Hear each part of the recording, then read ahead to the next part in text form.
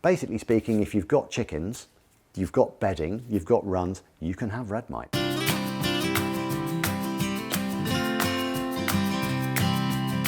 Hi, it's Phil from Flights of Fancy at Pullham here again, and we're going to do a little video this afternoon on red mites, those horrible, nasty little buglies that come and plague us sometimes. All chicken keepers, no matter how clever you are, or clean you are, or how attentive you are, sometimes luck goes the other way and you will get some red mites. This is my way of looking after my houses. I've been keeping poultry most of my life in wooden houses. We've got customers with plastic houses, virtually every type of house we cover. So I've got contact with all these things. This is what I do to make sure that I don't suffer from red mite. And if I do, how to get rid of it. If you're enjoying our videos today and you'd like to see more of our products or more information, don't forget to subscribe. So what we're going to cover first of all is prophylactic treatment. What you do, preventative measures. Okay, then we'll go through getting rid of stuff, exterminating it if you do find any, and then we'll do what to do with your birds to make sure that they're all perky and fluffy-tailed to get on and lay you some more breakfast eggs. So what we do for prophylactic measures, for preventative measures, this is your weekly clean, your most important one of all. And you may have seen it on our deep cleaning video, and if you haven't watched that, it's worth going and having a look because it covers it in depth, what I do for a proper old once a year scrub out of the hen house. But once a week we go and we take out all our bedding, whether it's hemp beddy or whether it's wood chips, whatever you're using, take out all your bedding, get rid of it, put it on the garden, compost heap, burn it, whatever you like, and give it a good old brush around inside, scrape off any loose poo on the perches and all that sort of thing, and then put fresh bedding in. Once your fresh bedding is in, we go and get our diatomaceous earth. That's a big refill pack there, or this is the puffer pack that we use. And basically we go into the house, pop the top of the puffer pack and puff, puff, puff, puff, puff, everywhere inside, on the bedding, on the perches, in the nest boxes, in the roof. All my houses are grey inside with this stuff, which isn't the prettiest looking thing in the world, but it's very, very good. It acts like little shards of microscopic glass, gets up in all the gnarly bits of any mites or lice or anything nasty, and lacerates them, which causes them to desiccate, which gets rid of your mites. Ditto lice, ditto whatever. You can use it on ants, bed bugs, all that sort of stuff. So that's the once a week clean. Once a month or once a fortnight in the middle of summer, because it's warm, mites propagate much faster when it's warm. I would then go in, first of all, do the same thing again. Take out all your bedding, get rid of it, give the house a brush out, give it a bit of a scrape off for anything loose, and then go in with your Flyte mite spray. Now this is a particular type of detergent, it's a very strong detergent. It will get rid of bugs, it'll get rid of any nasty sort of pathogens and everything in there. Most importantly though, it acts as a degreaser. It de-waxes the waxy carapace of any mites or mite eggs. So what you do is you spray the whole of the inside of the house with this stuff. Squirt, squirt, squirt, squirt, squirt, squirt, right up in the roof, around the doorways, everything. Get it nice and wet, not just a sort of air freshener sort of waft around. This is like you're sanitizing your workshops in your kitchen. Give it a good old spray. And then after you've done that, it will help loosen any sort of ground on dirt there, so you can give it a scrub. You don't have to dry it out. Just make sure there's no puddles of it lying around or anything like that. It will dry out with the timber naturally.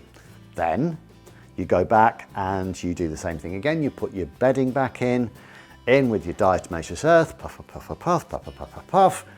Away you go, and that's your monthly clean.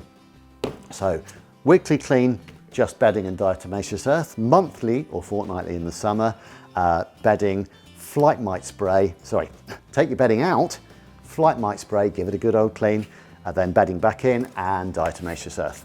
Now that is about as much as you can sensibly do without using nasty chemicals to prevent getting red mite.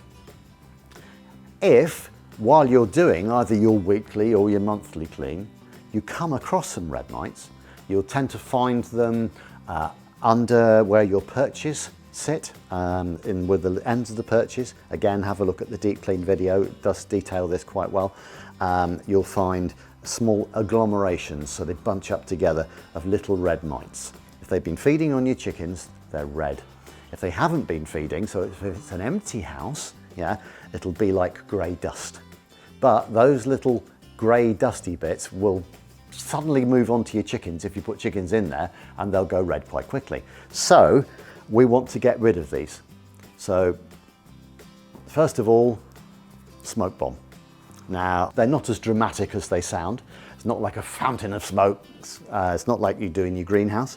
They are fumers, really, and they release fumes that soak into all the nooks and crannies of your hen house, and so anything that's hiding in there will be fumigated.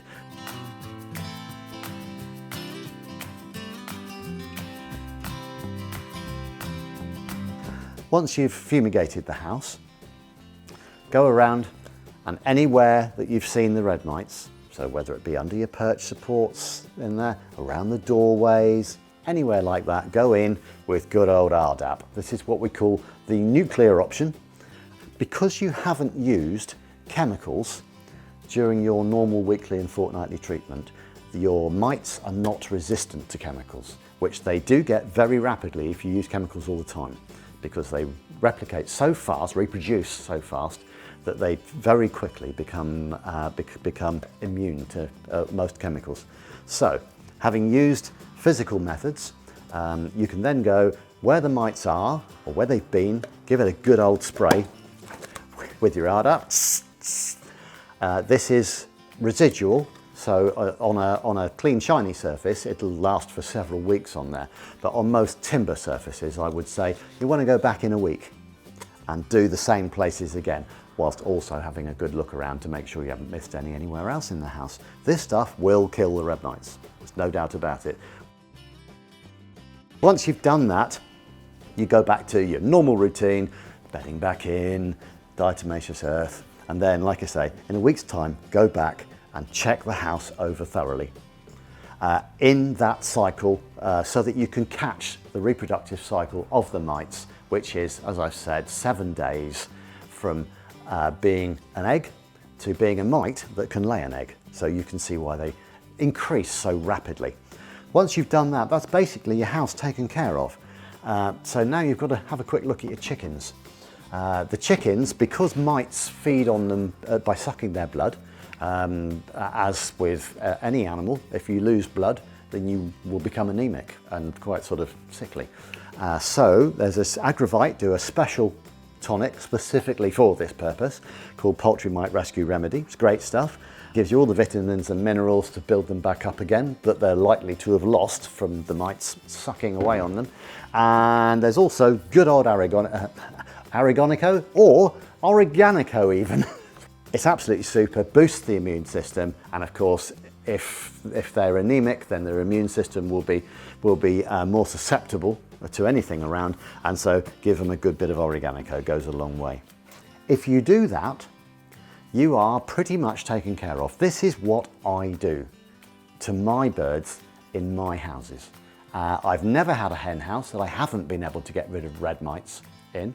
I've never had to burn a hen house, and we get phone calls every day from people. I've got red mite in my wooden house, I've got red mite in my plastic house, I've got red mite in my metal house.